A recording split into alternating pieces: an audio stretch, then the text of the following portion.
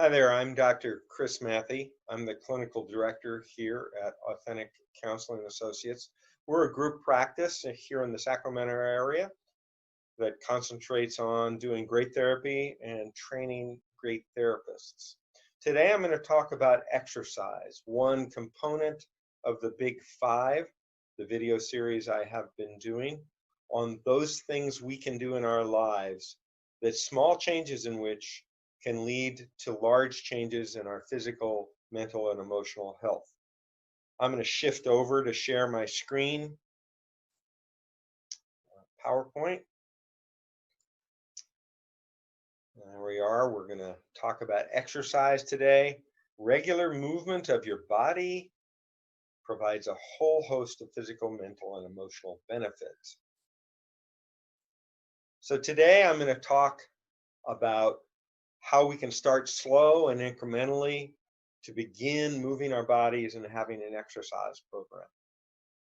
I'm also going to talk about how these benefits, and there are a lot of them, start as soon as we start this exercise. I'm going to talk about how we can change things up, mix things up to both improve the amount of exercise we get, our interest in it, and the benefits. And lastly, I'm going to talk about how we can stay motivated so we can keep these benefits accruing. All right. So we start slow and incrementally. Like all of the Big Five, if you remember, the Big Five are diet, exercise, sleep, mindfulness, and connection. So we're talking about exercise. All of these, small changes in any of these, so small changes in your exercise routine can lead to large changes in your physical, mental, and emotional health. Even if you are sedentary, even if you haven't moved your body in even years, you can start small. It's probably a good idea to talk to your doctor if you've been sedentary for a long time. They may have some suggestions on how to start and if they have any concerns or limitations for you. A good place to start for many people is walking or biking, or a treadmill, an indoor equivalent, or a stationary bicycle, again, an indoor equivalent. Those are usually easy and available. You don't have to join a gym for them. But if you have other exercise equipment or you're a member of a gym, certainly the amount of exercises you can put into an exercise program expand. Again, coming back to the idea of starting small. Give yourself small goals. If you've done nothing for months or years, walking around the block once, 3 times a week would be a good start. So start small. And if you already have an exercise program, think in terms of how you might change it up. And we'll talk more about that later. And how you might improve your performance. What parts of your exercise you would like to improve your performance in. As I've said before, there are multiple benefits that accrue to starting. The day you start, multiple benefits will start accruing to you. This is because our bodies were designed to move. Our ancestors were always moving, always on the go. So every part of our body works better when we move. Physically, all of our systems work better. Our digestion, our skeletal systems, our hormonal systems, all of them work better when we get regular exercise. Mentally, our balance, our concentration and focus, many of our brain functions, they're all improved with regular movement. Emotionally, similarly, regular movement stimulates the generation of hormones and neurotransmitters, which basically have us feeling better and more engaged in our life. These things start immediately when we change how we are moving in our life. Now, I've mentioned a couple of times the idea of mixing it up. Our bodies also are stimulated by change. We notice change, it keeps us interested. So that we also know from the research that a mix of cardio and resistance exercises is best.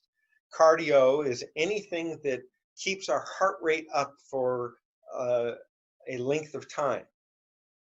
That would be like an exercise bike or walking briskly.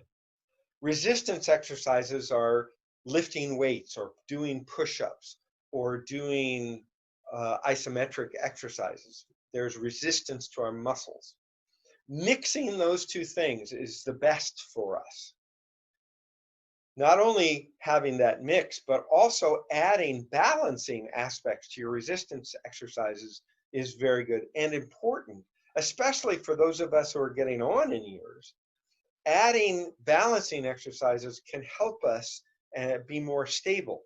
A balancing aspect might be something like, if I am doing curls, I might do curls on one leg as opposed to both legs. You can get ideas from this from a physical trainer, on the web, ask your doctor. There are many different ways you can add balance to your resistant exercises. A related topic is the idea of working your core.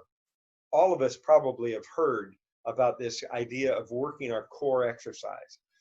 Exercises like yoga and Pilates concentrate on improving and stabilizing our core muscles.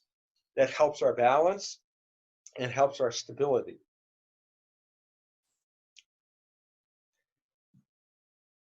Staying motivated. Most of us have had exercise programs and for one reason or another have stopped them. How do we keep going with an exercise program? Well, the most obvious thing we can do, and it can be actually life-changing, is I put it on a schedule, make it routine. If I have a paper schedule, I put it on that. If I have an electronic schedule on my phone or my laptop, I put it in that schedule. Block it out. Even mark down which exercises you're going to be doing on those days. The more I make it a routine and part of my schedule, the more I will keep at it. Another very effective way of keeping at a routine is get a buddy or buddies. Maybe one buddy for Monday, Wednesday, and Fridays, and another buddy for Tuesday, Thursday, and Saturdays. If you can't get somebody to actually exercise with you, consider getting an accountability buddy. For instance, I text my son at the end of each day about how much exercise, what exercise I have done, and what I've eaten calorie-wise that day. So I'm accountable to somebody outside of myself. When we do that, we are much more likely to maintain a routine. A related thing you could do is consider joining a team. There are multiple organizations now. Leukemia and lymphoma is probably the most well-known, where you can join a team and train for a specific event. And events range from very, very small walking events all the way up to ultra marathons. Train for an event with others, with a trainer, while raising money for a great cause. That is a great way of maintaining a routine and then joining for a next event and then a next event. Also, if you track your exercise, I use an app called Lose It. There are many, many apps out there that will help you track both your exercise and your food. If you track it, you will be more motivated. You will see your progress. It's very difficult to change anything that you don't track. Along those lines, establish goals and then update the goals as you go. When we have a goal, we're more likely to stay working towards it. So if we start with walking around the block 3 times a week, my next goal could be walking twice around the block 3 times a week, or walking once around the block 4 times a week. So keep stretching yourself incrementally with small changes. Also, knowing your why, getting pretty specific on your why is important. In other words, why am I exercising?